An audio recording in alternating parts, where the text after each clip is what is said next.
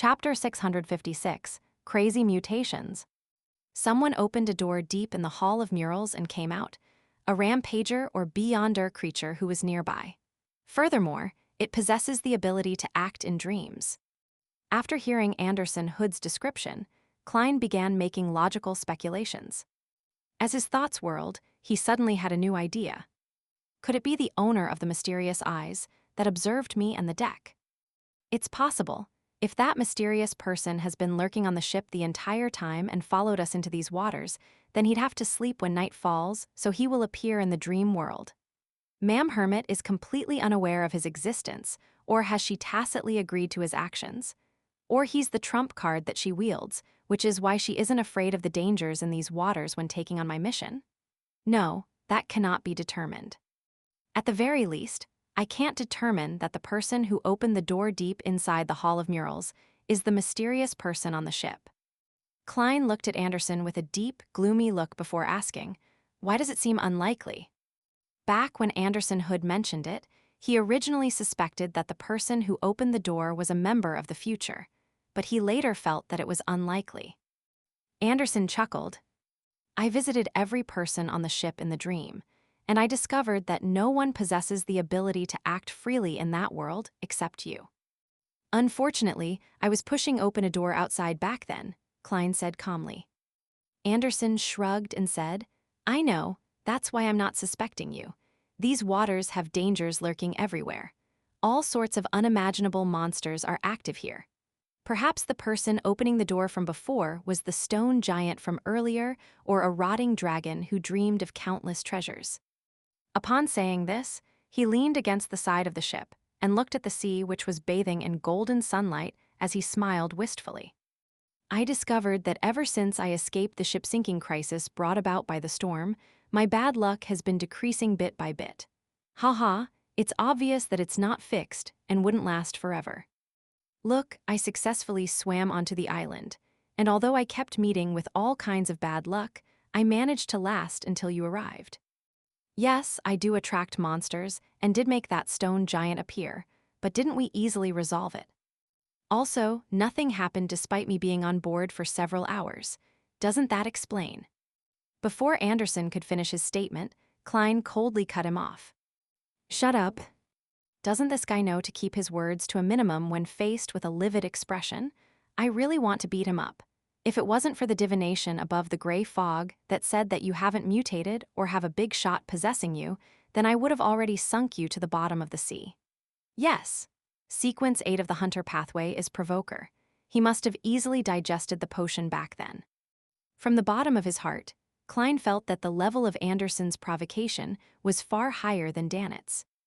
Without feeling frustrated, Anderson raised his arms and said with a rueful smile, Fine, I'll shut up."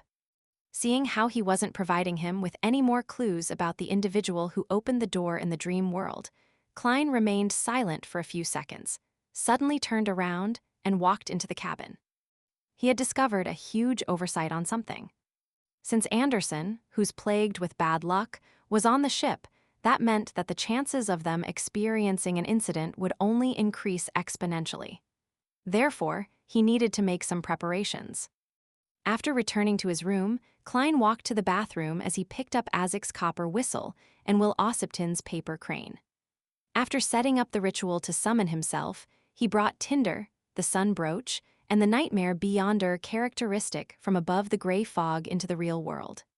He didn't immediately switch out his equipped inventory, but he did place them inside his suitcase and beside the biological poison bottle. This way, even if danger suddenly struck, he would have a chance to adjust his inventory, and then he could make a selection based on the danger he faced. After doing all of this, Klein felt significantly relaxed. He put away the other items and left the room for the deck, afraid that he would miss any signs of mermaids. Just as he walked out of the cabin, he saw Frank Lee crouched in a corner, looking shocked and dazed. What happened? Klein felt his heart skip a beat. He was afraid that something had gone wrong with the crazy crossbreeder's experiments, causing everyone on the future to be embroiled in a terrifying biological disaster. Frank shook his head in a daze. "Didn't I mention about those little things before?" They actually need to sleep for some time before they can grow and reproduce. In the end, what happened in the end? Klein's expression turned solemn.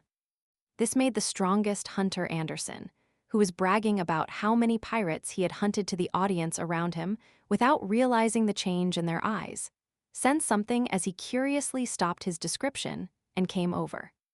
The crouching Frank looked up and said, "They just finished a large-scale reproduction stage and have even mutated. This is a miracle. And where have they gone? Are they still in your laboratory?" Klein instinctively felt that this wasn't something good. Frank used 2 seconds to digest the problem as he rolled up his sleeves to show his hairy arm. He pounded the deck in front of him and revealed a smile. "They have drilled inside and have seemingly reconstructed the future." Amidst the dull pounding, something that seemed like milk spewed out like a fountain from the deck, spraying Frank Lee in the face. He licked the liquid by his lips and said in pleasant surprise, the future has produced milk." At the same time, the pirates by the side of the ship pointed down at the cannons in horror. "The cannons are spewing milk. This isn't scientific." Klein nearly couldn't control the twitching of his facial muscles. Ever since he boarded the future, and ever since the ship came to the ravine and began the descent, he felt that many of the things that had happened were extremely unscientific. It even exceeded the confines of his mysticism knowledge. Anderson watched agape, nearly forgetting to inquire. He stomped his feet habitually and successfully saw another milk fountain spew out. One thought after another flashed past Klein's mind as he acutely figured out a problem. He immediately looked at Frank Lee and asked in a deep voice, "After your little things have infected the future, will it continue infecting people?" While asking, Klein's right palm reached into his pocket. According to the situation, he selected the floating charm and prepared to fly into the air in order to escape the infection. Frank Lee thought seriously for a moment. "In theory, yes." Before he finished his sentence, a figure appeared and kicked him in the ass, sending him tumbling a few times, slamming into pools of milk. That person was none other than linen-shirted Nina, who was draped in a blue jacket. She glared angrily at Frank Lee on the deck as she cursed while hyperventilating. "Aren't you going to finish off those darn little things of yours? Did you do this while thinking that my breasts aren't big enough?" All right," Frank Lee patted his ass and said unwillingly. At this moment, Klein had already taken out his charm and softly chanted, "Storm." He believed that he had underestimated Frank Lee's ability to cause trouble and suspected that the disaster brought about by him would only worsen. Therefore, he decided to first fly into the air. Blue flames enveloped the charm made of tin as squalls immediately stirred. They swirled around Klein's feet and body, lifting him off the deck and to a height of 4 to 5 meters. Anderson was first taken aback before he reached out his palm in an attempt to grab Klein, but he was a moment too late. All he could do was watch Jayaman Sparrow rise up as he remained standing on the spot. This ordinarily handsome hunter shook his head with a warped expression, somewhat amused while also wanting to dismember the first mate of the future. At this moment, Frank had already taken a bottle of dark green powder.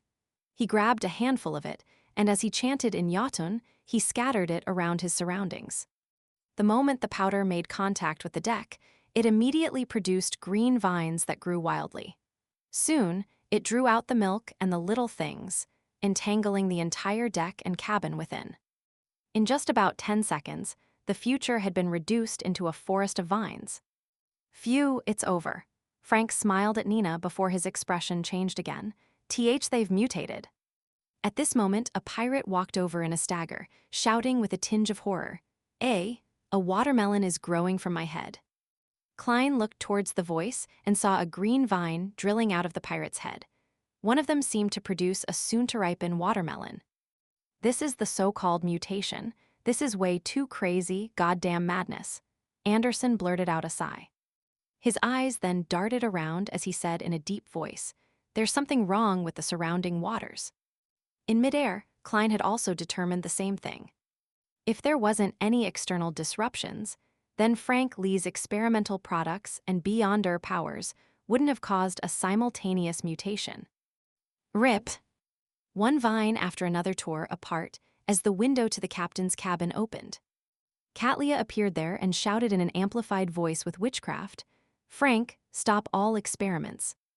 There are remnant auras of Earth Mother here." Earth Mother? Klein looked in surprise at Ma'am Hermit, and he felt that his theories about these waters being the battlefield of the gods had been completely overturned. "Oh my merciful mother." Frank crossed his arms and made a pose like he was hugging a baby. Following that, he sprawled on the floor as he devoutly kissed the vines. Katlia silently watched this scene as resplendent stars instantly swirled around her. Following that, she made the entire future light up. With a flick of her finger, she made a colorless flame land on the vine outside the window of the captain's cabin. The vines were immediately ignited as they silently turned to ashes. The colorless flames silently spread and wreaked havoc without harming a single sailor. As for the future, the light it produced helped it withstand the fire. Before long, the forest of vines vanished completely, leaving behind the pirate who had a watermelon growing on his head. Of course, the vine that was connected to it had been burned to nothingness. Phew, this is no different from a devil's descent. The pirate took 2 steps forward and carried the watermelon which had grown out from his head. "Don't open it." Just as Katlia's warning reverberated, the pirate had opened the watermelon with brute force, partially to vent his anger and partially to satisfy his curiosity. The watermelon split into 2, and inside it was a milky white brain filled with gullies. Flowing around it was a blood-like liquid. With a thud, the pirate died immediately, without any chance of saving him. The Beyonder characteristics on him rapidly condensed at an extraordinary speed. How sinister and crazy. Klein sighed silently and prepared to land back onto the deck. At that moment, he saw a gigantic palm suddenly reach out from the surface of the sea, smacking the side of the future. The 5 fingers of the palm were long, each almost half a meter long. The entire thing was a grayish-black color like an arid desert. Klein silently drew out a gasp, as he couldn't help but look at Anderson Hood. This fellow had just mentioned that nothing had happened since he came on board.